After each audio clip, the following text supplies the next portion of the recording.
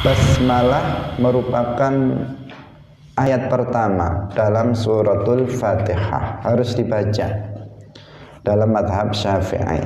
Kalau ada seseorang membaca Al-Fatihah tanpa basmalah, langsung mengatakan Alhamdulillahi Rabbil Alamin tanpa membaca basmalah, maka dalam mazhab Syafi'i bacaan Fatihahnya tidak sah, masih kurang satu ayat, dan sholatnya juga tidak sah. Yang kedua, ini sudah kita jelaskan sebelumnya, ringkasan agar kita bisa menyambung pada penjelasan berikutnya. Yang kedua, dalam membaca suratul Fatihah, seseorang harus memperhatikan tasydid atau syaddah yang ada dalam suratul Fatihah, yang jumlahnya ada 14 tasydid. Seluruhnya harus dibaca, tidak boleh ditinggalkan meski hanya satu saja. Kalau ada satu tasydid yang ditinggalkan, misalnya dia membaca Maliki Yaumiddin, dia membacanya Maliki Yaumiddin tanpa tasydid, satu saja dari 14 tasydid ditinggalkan, tidak dibaca, maka bacaan Fatihahnya tidak sah, otomatis sholatnya juga tidak sah.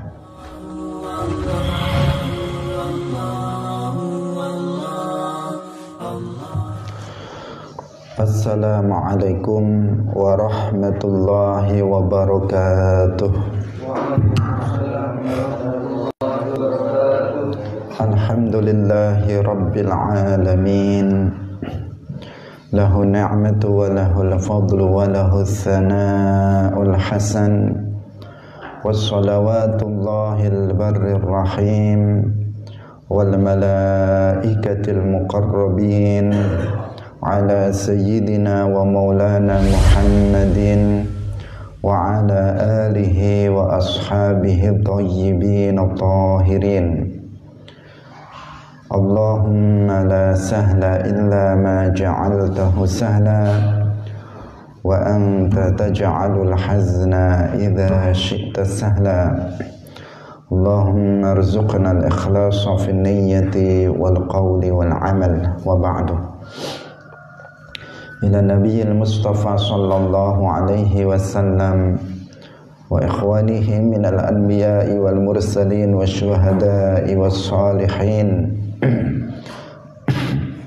khususan ila sultanil awliya Syekh Abdul Qadir Al-Jilani wa Syekh Ahmad Ar-Rifai wa Syekh Baha'iddin An-Naqsyabandi wa Syekhina Abdullah Al-Harari, khususan ila muallif hadzal kitab Al-Qadhi Abi Syuja' wa ila muassisi jam'iyyati Nahdlatul Ulama Syekh Muhammad Hashim Ash'ari wa Syekh Bisri Sansuri wa Syekh Abdul Wahab Hasbuwah, wa ila arwahi jami'i ahli al-qubur minal muslimin wal muslimat wal mu'minin wal mu'minat min masyariqil ardi ila magharibiha, khususan ila arwahi abaina wa ummahatina wa ajdadina wa jaddatina wa masyayikhina wa masyayikhi masyayikhina. Al-Fatihah. A'udzu billahi minasy syaithanir rajim. Bismillahirrahmanirrahim. Alhamdulillahi rabbil alamin. Ar-Rahmanir Rahim. Maliki yaumiddin. Iyyaka na'budu wa iyyaka nasta'in. Ihdinas siratal mustaqim. Siratal ladzina an'amta 'alaihim ghairil maghdubi 'alaihim waladdallin. Amin. Hadirin hadirat kaum muslimin muslimat, pemirsa rahimakumullah. Alhamdulillah, Alhamdulillah, puji syukur marilah kita sampaikan kepada Allah Subhanahu wa ta'ala, pencipta alam semesta ini, satu-satunya zat yang wajib untuk disembah. Tidak ada sesembahan yang disembah dengan hak kecuali hanya Allah Subhanahu wa ta'ala. Salawat dan salam semoga tetap terlimpahkan kepada Nabi Agung, makhluk yang termulia, Nabi Muhammad sallallahu alaihi wasallam. Demikian juga para sahabatnya, keluarganya, serta seluruh umat Islam yang mengikuti beliau ila yaumil qiyamah. Hadirin hadirat rahimakumullah, mari kita memulai pengajian kita pada pagi hari ini dengan mengikhlaskan niat kita lillahi ta'ala.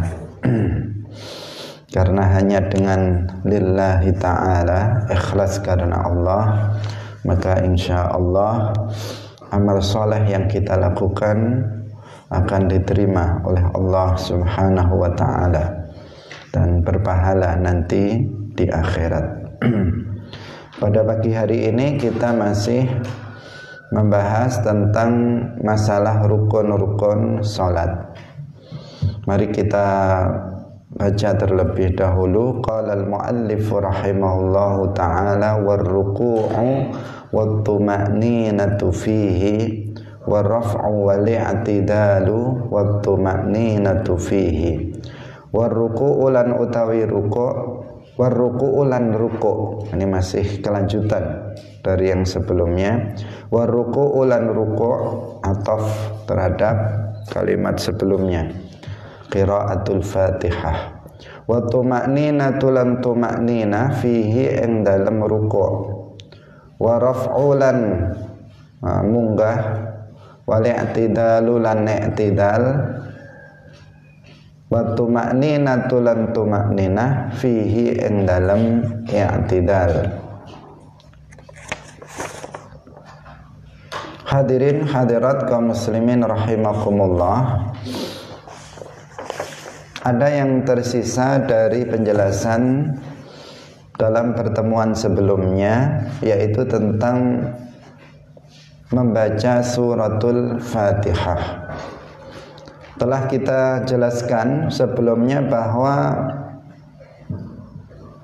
ada beberapa hal yang harus diperhatikan ketika seseorang membaca suratul Fatihah agar bacaannya itu benar, bacaannya itu sah, dan sholatnya itu sah.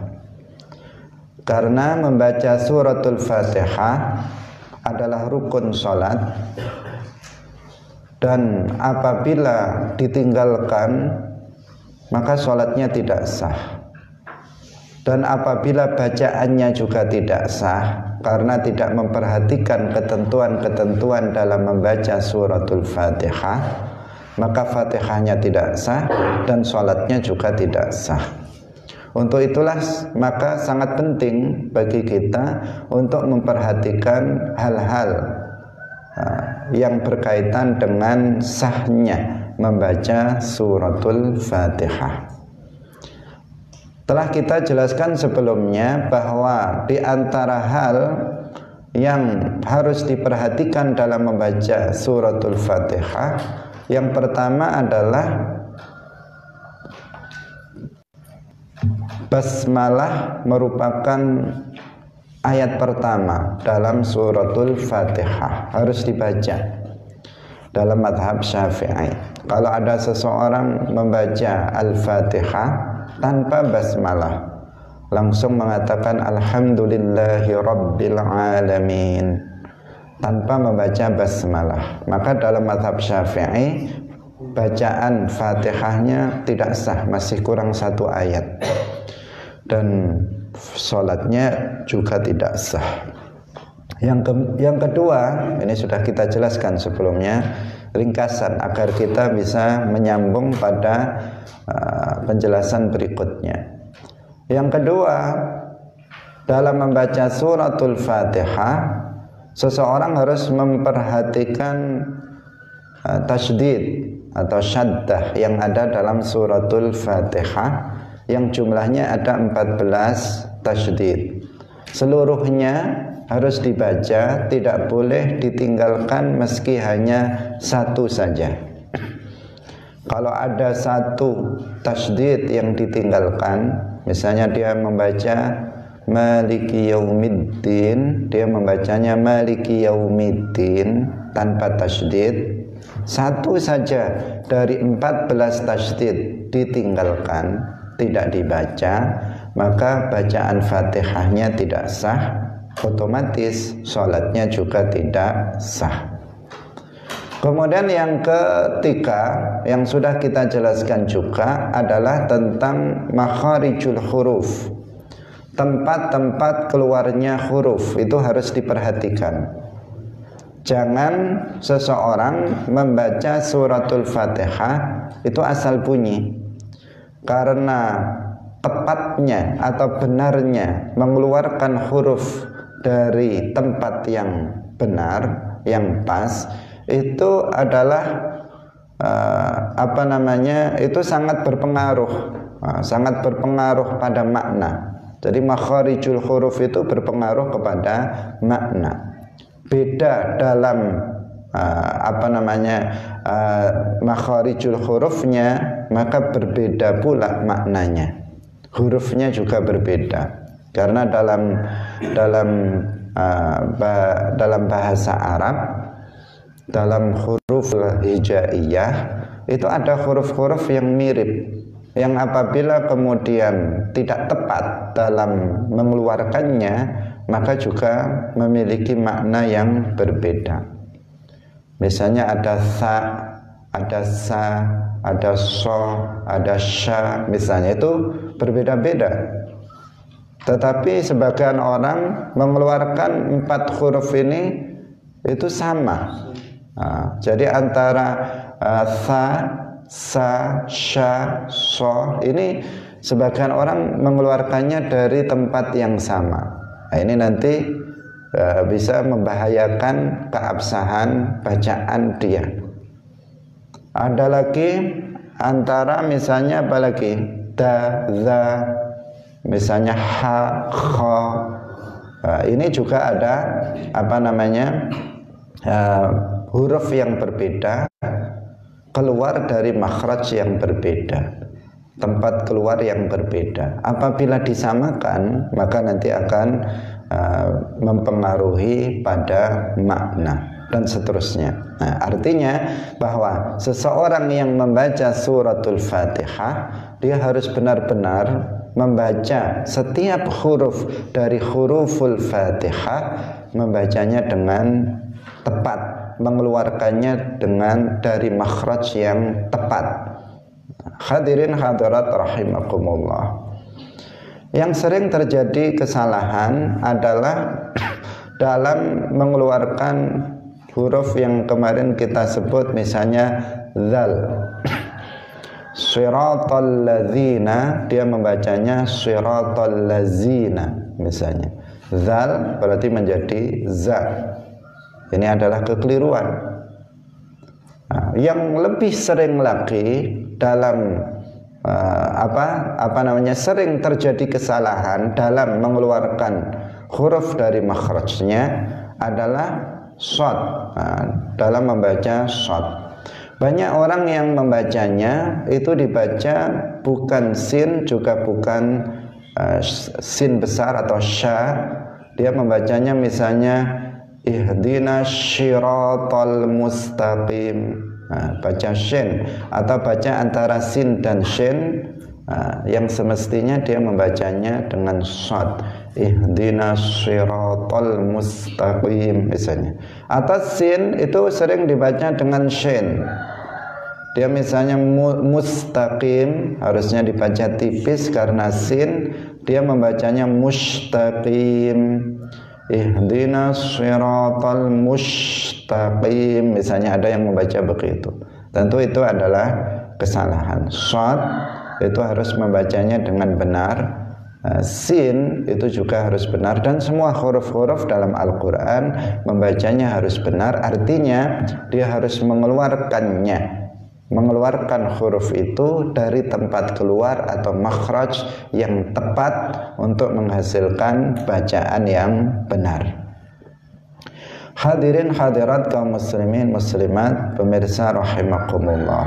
Nah, dalam hal ini maka seseorang harus talaqi Al-Quran, khususnya dalam membaca suratul Fatihah. Apa artinya talaqi?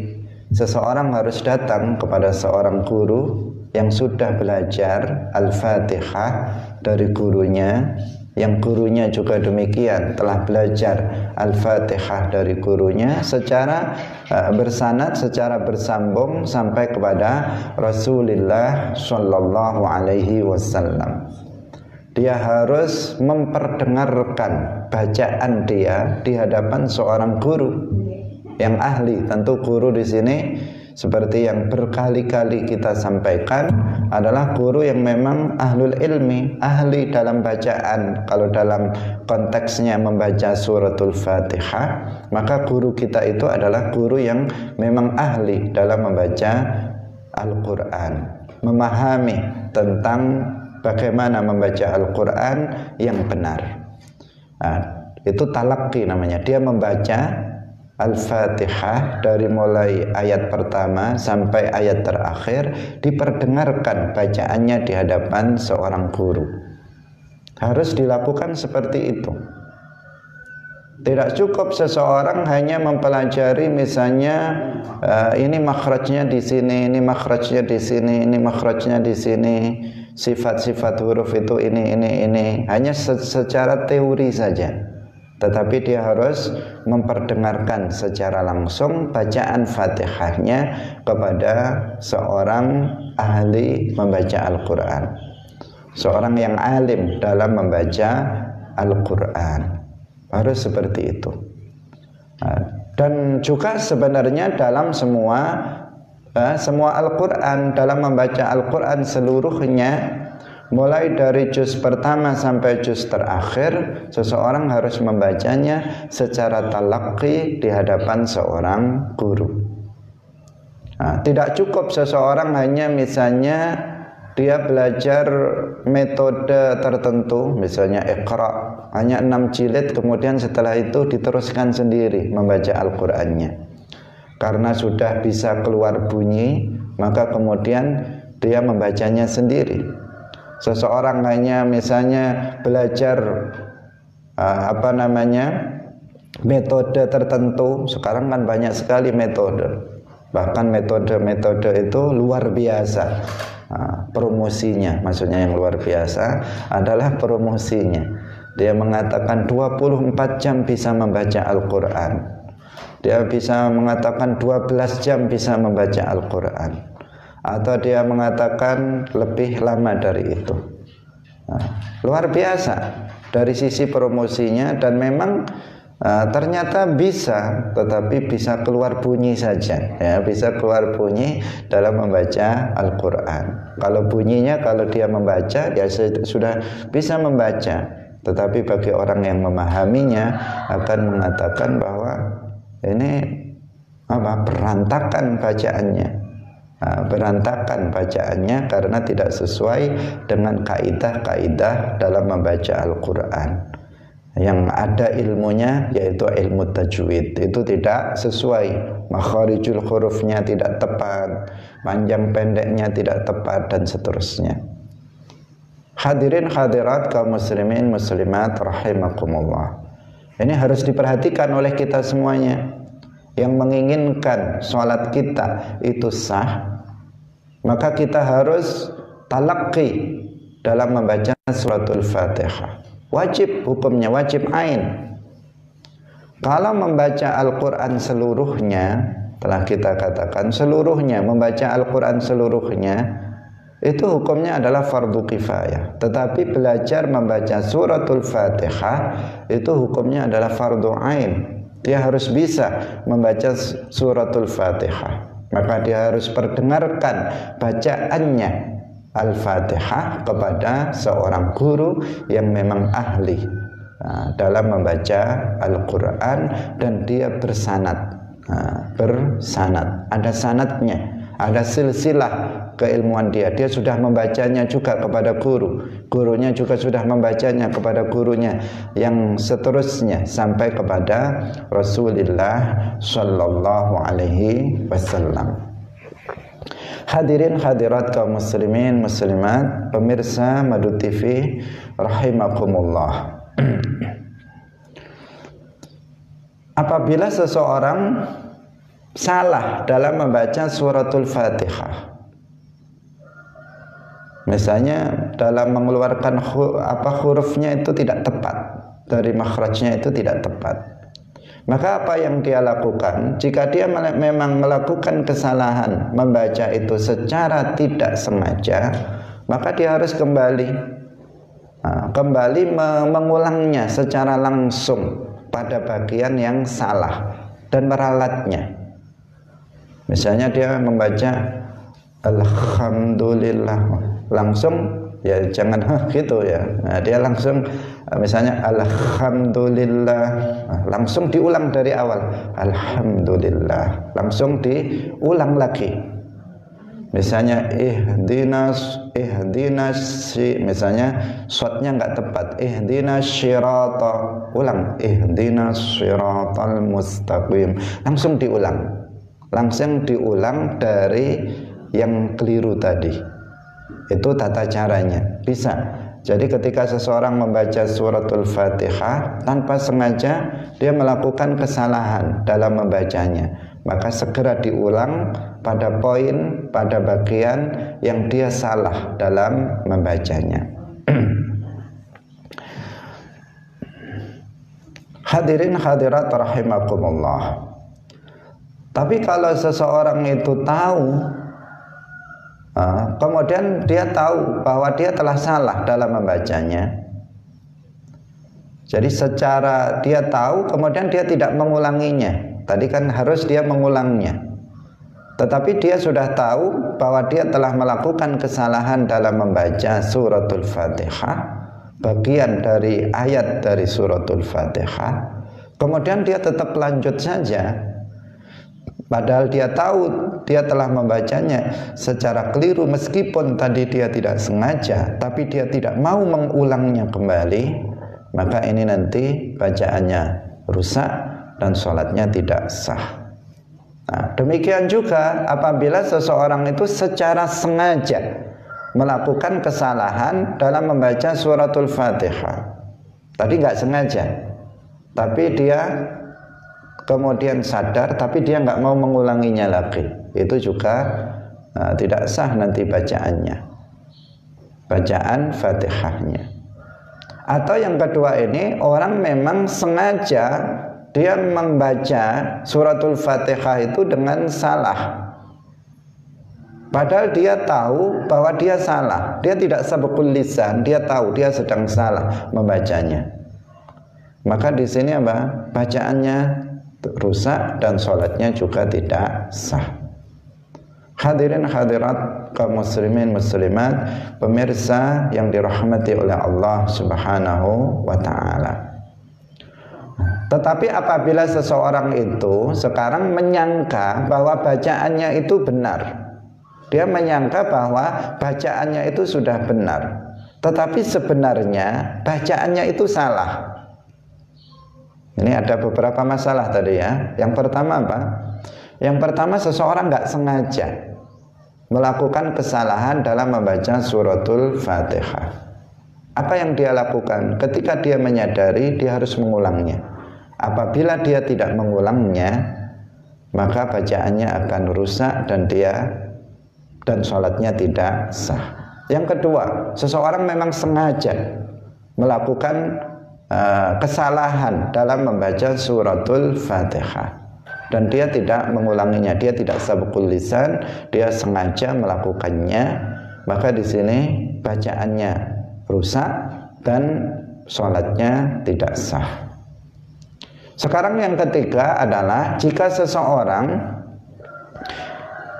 itu menyangka bahwa bacaannya itu sudah benar. Dia percaya diri bahwa bacaannya itu sudah benar.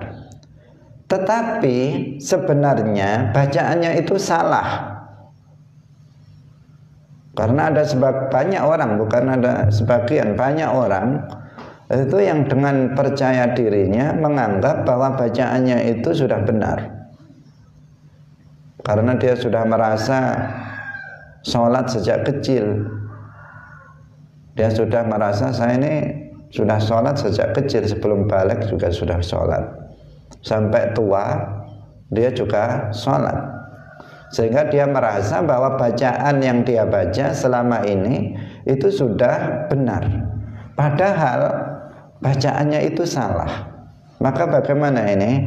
Hukumnya dirinci, hukumnya ada perinciannya.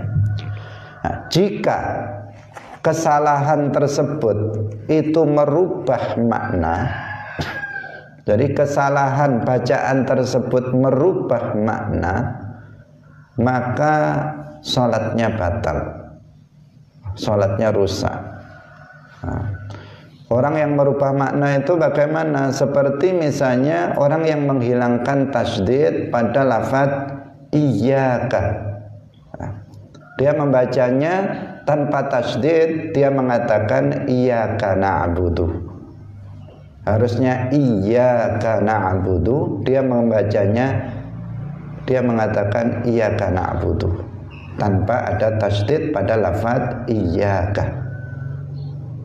Ini adalah kesalahan yang merubah makna. Dia sudah terbiasa membacanya seperti itu, dan dia beranggapan itu adalah benar, padahal itu adalah salah. Tapi kesalahan itu, meskipun dia tidak menyadari akan kesalahan itu, namun kesalahan itu adalah kesalahan fatal karena bisa merubah makna. Maka di sini apa hukumnya?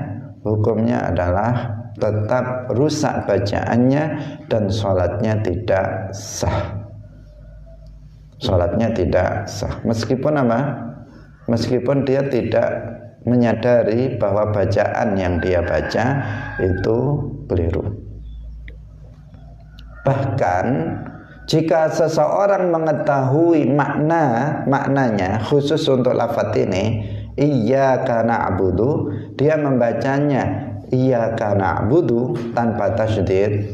Jika dia mengetahui makna dari ayat ini, makna dari lafaz iyyaka na'budu tanpa tasydid, dia mengetahuinya, dia bisa jatuh kepada kekufuran. Kenapa? Karena makna iyyaka tanpa tasydid, tanpa ada tasydid, iyyaka tanpa tasydid itu artinya adalah cahaya matahari. Artinya cahaya matahari. Kalau seseorang mengatakan iyyaka na'budu tanpa tasydid, maka dia mengatakan hanya kepadamu cahaya matahari kami beribadah. Berarti dia mengatakan, dia mengikrarkan dirinya bahwa dia menyembah, beribadah kepada cahaya matahari. Nah, jadi maknanya apa? Berubah total, berbalik dari yang asalnya iyyaka na'budu, hanya kepadamu ya Allah kami beribadah. Ketika tasydidnya itu dihilangkan menjadi dia mengatakan iyyaka na'budu tanpa tasydid, maka menjadi kepada cahaya matahari kami beribadah. Asalnya menyembah Allah menjadi menyembah cahaya matahari. Maka jika seseorang tahu maknanya seperti itu, tahu maknanya seperti itu, tahu maknanya, bukan nggak tahu maknanya, dia tahu maknanya seperti itu, kemudian dia tetap membacanya, maka di sini dia jatuh kepada kekufuran, keluar dari Islam dengan ucapannya itu. Namanya kufur qauli.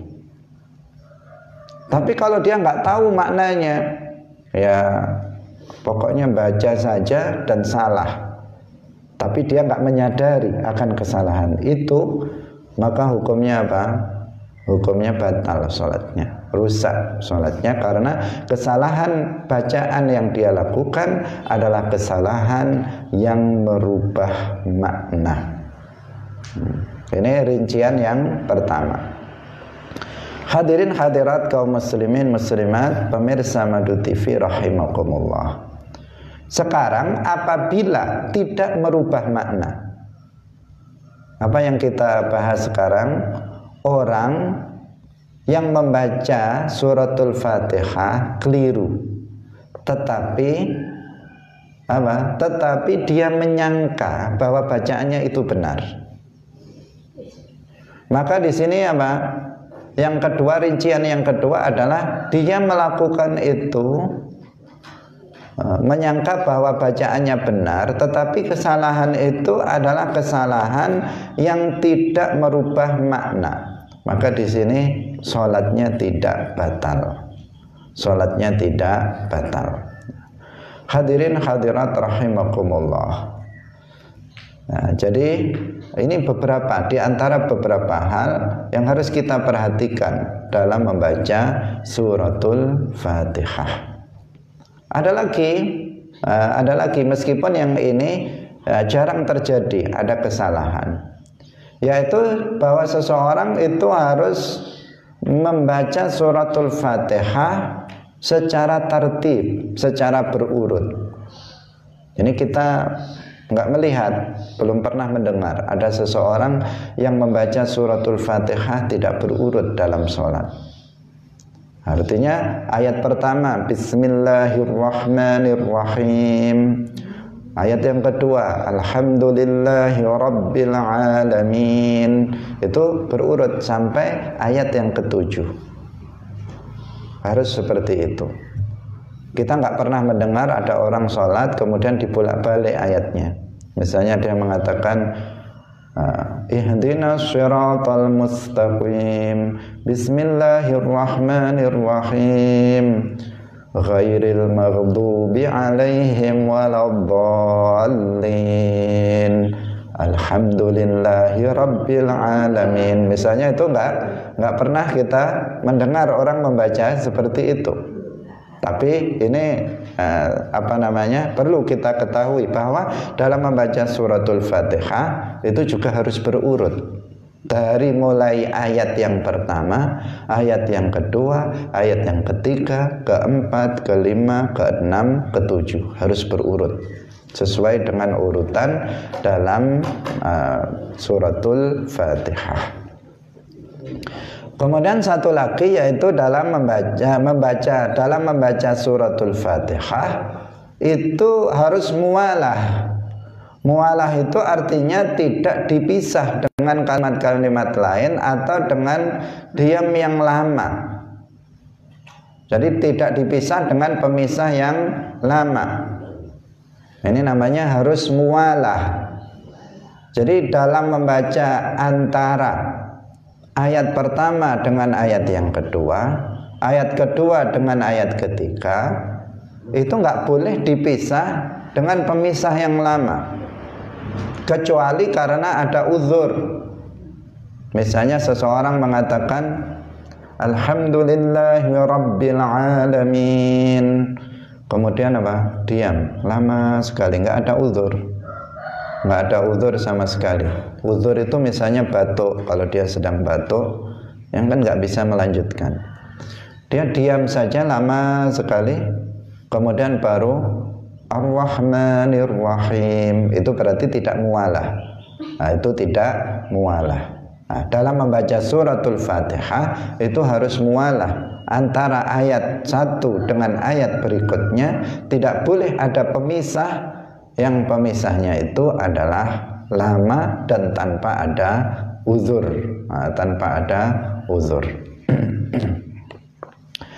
Hadirin hadirat rahimakumullah. Jika memisahnya sekitar waktu untuk bernafas, atau misalnya seseorang menguap, angop misalnya, maka tidak rusak. Dia mengatakan Bismillahirrahmanirrahim. Karena apa? Karena memang nafasnya dia punya penyakit nafas sehingga dia harus jeda untuk bernafas dulu, itu tidak masalah. Atau dia angop misalnya, sholat dia ngantuk misalnya, baru membaca Alhamdulillahi Rabbil Alamin, sekadar itu tidak dibuat-buat, dia memang menguap, maka di sini bacaannya tidak rusak. Tetapi jika sempat dipisah dengan diam yang lama, yang yang itu tanpa ada uzur, maka itu bisa membatalkan bacaan Fatihah. Otomatis kalau kita mengatakan batal Fatihahnya, maka batal sholatnya. Hadirin hadirat kaum muslimin, pemirsa Madu TV rahimakumullah. Apabila seseorang tidak mampu untuk membaca suratul Fatihah, kemarin yang kita terangkan bagaimana? Yang kita terangkan kalau seseorang nggak bisa, nggak hafal suratul Fatihah, dia boleh membacanya di mushaf. Boleh, dia membawa mushaf kemudian dibaca, boleh. Kalau dia nggak hafal. Atau misalnya di depan dikasih papan tulis yang besar, atau di tembok dikasih Al-Fatihah yang besar, tulisan Al-Fatihah yang besar, ketika dia sholat dia tinggal membacanya, itu juga boleh. Kalau nggak hafal, seseorang nggak hafal. Sekarang masalahnya adalah apabila seseorang itu tidak mampu membaca suratul Fatihah, memang nggak bisa, hafalan nggak hafal, membaca nggak bisa. Abatasa saja nggak tahu mana huruf ba, mana huruf ta, mana huruf sa, dia nggak tahu. Memang dia nggak pernah ngaji Al-Quran. Dari kecil misalnya dia bukan seorang muslim, baru tua masuk ke dalam agama Islam, nggak pernah membaca Al-Quran dan nggak pernah belajar. Sementara sholat hukumnya wajib. Atau seseorang misalnya memang muslim tetapi memang dia nggak pernah belajar Al-Quran, khususnya tidak pernah belajar membaca suratul Fatihah. Baru setelah tua dia menyadari dan dia ingin bertaubat, dia ingin sholat. Pertanyaannya, jika dia tidak bisa membaca suratul Fatihah, apa yang dia lakukan dalam sholat? Para ulama menjelaskan dia boleh menggantinya dengan 7 ayat dalam Al-Quran. Misalnya suratul Fatihah berapa ayatnya? 7. Cari 7 ayat selain Al-Fatihah yang dia mampu. Misalnya bisanya membaca kulhu. Kulhu berapa ayat? Cuman berapa? Cuman 4 ayat saja. Lah, kemudian apa? Berarti masih kurang kan 7, ditambah lagi. Ditambah lagi surat yang lain. Pokoknya ada 7 ayat selain Fatihah. Itu jika nggak bisa. Kalau bisa ya nggak boleh diganti dengan ayat yang lain. Harus suratul Fatihah. Betul-betul dia nggak bisa hafal ataupun membaca suratul Fatihah. Maka bisa diganti dengan 7 ayat dalam Al-Quran. Karena kulhu ini biasa dibaca, mungkin dia bisa. Fatihah lebih sering lagi sebenarnya, semestinya dia lebih bisa. Apalagi orang NU kemana-mana baca suratul Fatihah, kulhu dan seterusnya, karena tahlilan. Jadi kemudian bagaimana jika dia nggak tahu sama sekali? Wong Fatihah saja nggak bisa, apalagi surat yang lain, apalagi ayat yang lain. Umumnya orang yang paling bisa itu adalah Fatihah. Jika Fatihah saja nggak bisa, apalagi ayat yang lain, nggak bisa sama sekali. Maka di sini dia membaca zikir yang huruf-hurufnya itu tidak kurang dari huruf-huruf dari surat Al-Fatihah. Hurufnya Al-Fatihah itu ada berapa? Ada 156 huruf. Jadi suratul Fatihah kalau dihitung Bismillahirrahmanirrahim sampai akhir itu hurufnya ada 156 huruf. Al 1 2 bis ba sin mem dan seterusnya dihitung satu-satu itu ada 156 huruf. 156 huruf. Kalau seseorang nggak bisa membaca Al-Fatihah, membaca ayat Al-Quran lain selain Al-Fatihah yang ayatnya sama dengan Fatihah juga nggak bisa, maka dia bisa membaca zikir yang hurufnya itu tidak kurang dari 156 huruf, yaitu huruf dari surat Al-Fatihah. Itu bisa. Nah, sebagai penggantinya, tapi apa? Tadi kalau memang betul-betul tidak mampu, kalau mampu membaca suratul Fatihah nggak bisa diganti dengan ayat yang lain, apalagi dengan bacaan zikir. Hadirin hadirat kaum muslimin muslimat, pemirsa Madu TV rahimakumullah. Sekarang bagaimana jika seseorang bisa membaca separuh saja dalam suratul Fatihah? Misalnya hanya 3 ayat. Bismillahirrahmanirrahim. Alhamdulillahi rabbil alamin. Ar-Rahmanirrahim. Dia bisa. Setelahnya nggak bisa. Memang betul-betul nggak bisa.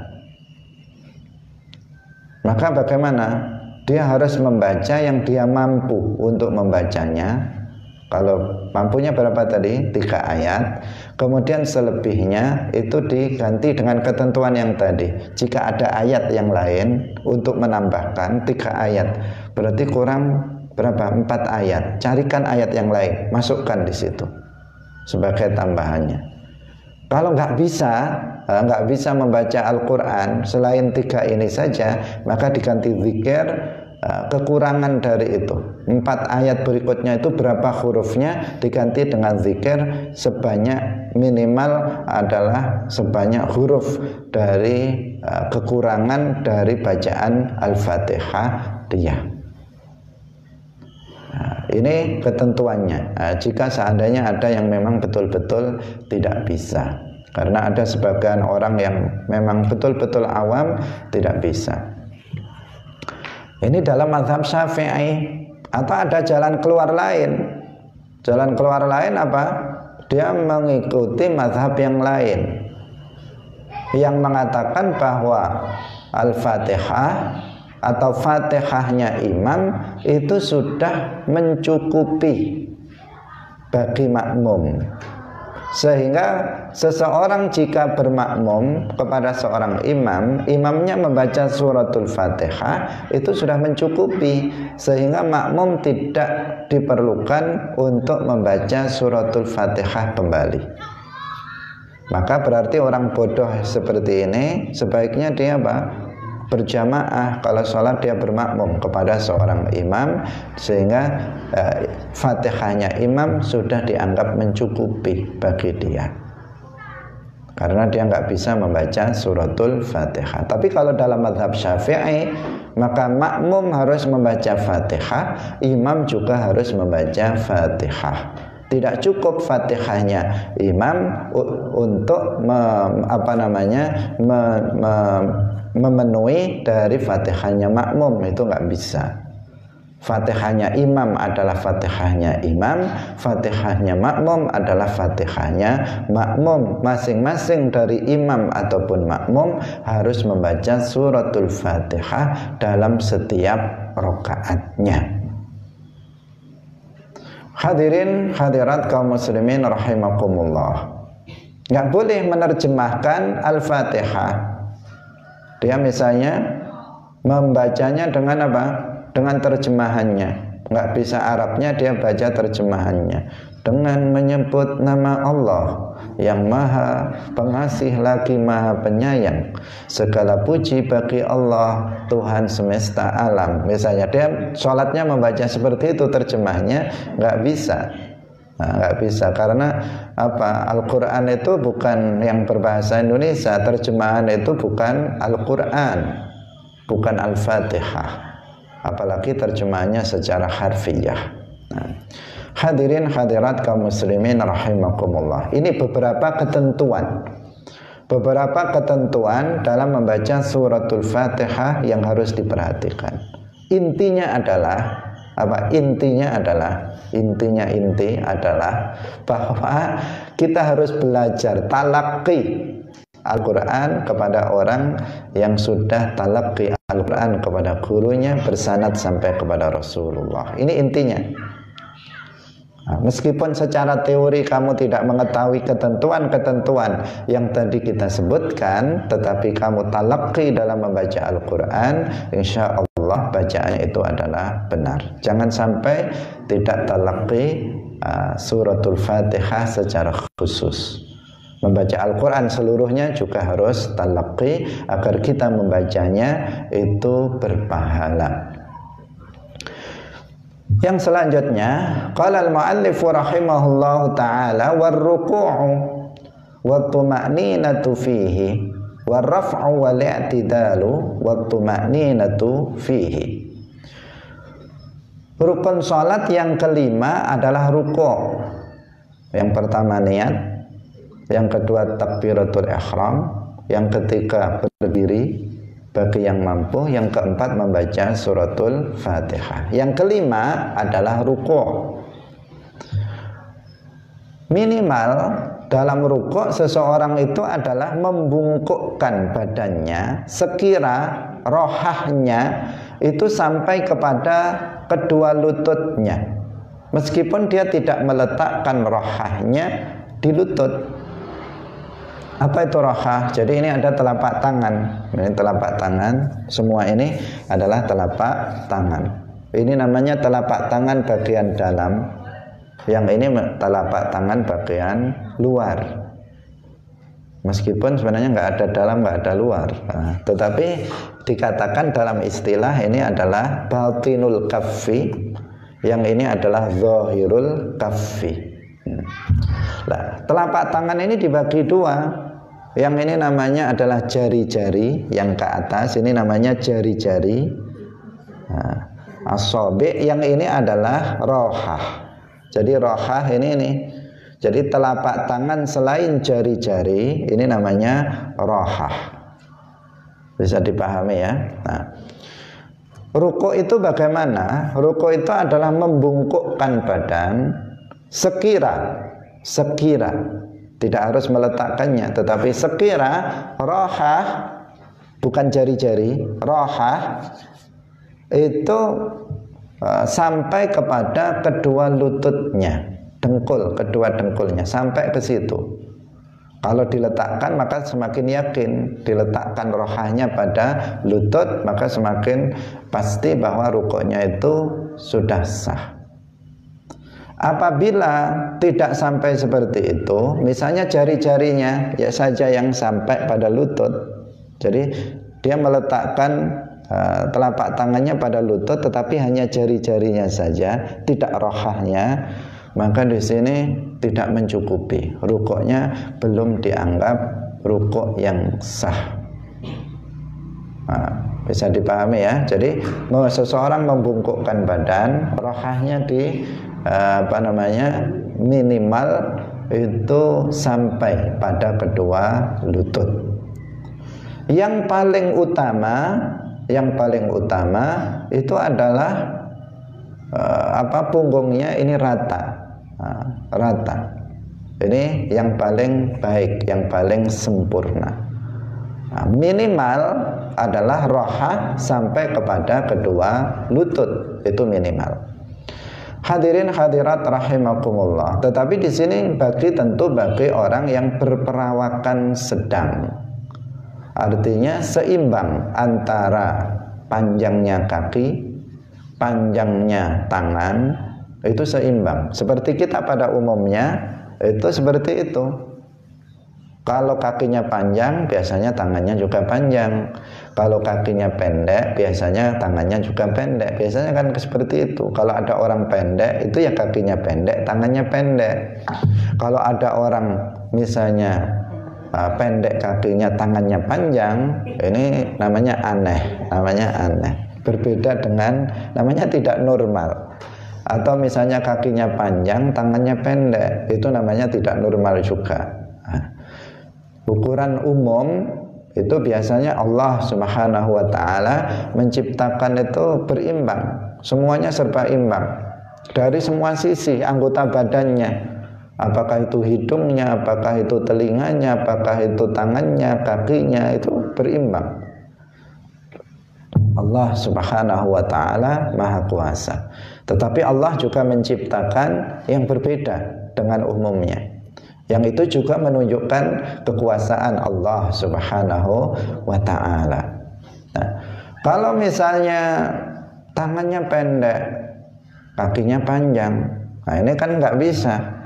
Mau diletakkan ini terlalu jungkel. Kalau misalnya tangannya, rohahnya harus diletakkan di situ.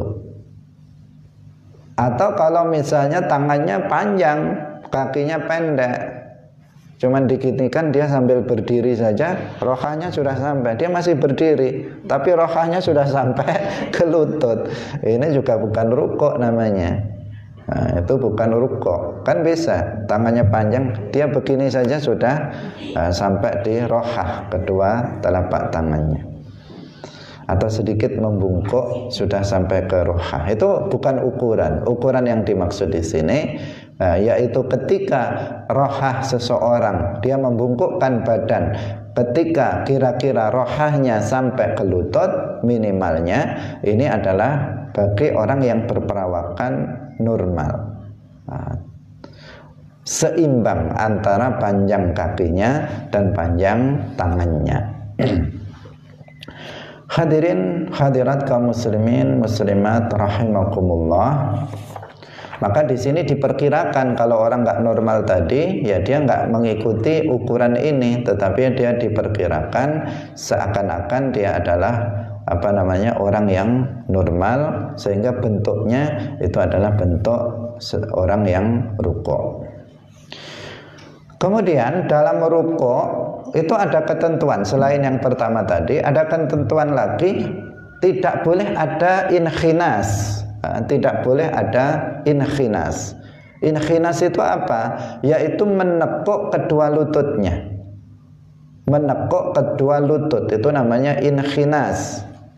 Jika ada inkhinas sehingga tidak dianggap sebagai rukuk, maka tidak sah rukuknya.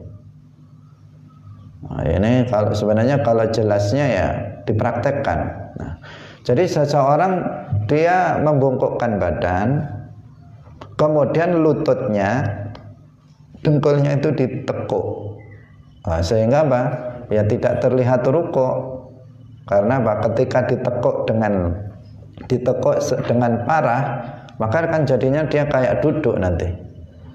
Nah, karena apa? Ininya menekuk. Jadi kakinya itu, lututnya tidak boleh ditekuk. Kalau ditekuk namanya melakukan inkhinas, nanti bentuk rukuknya menjadi tidak seperti orang rukuk pada umumnya. Maka yang seperti itu nanti tidak sah.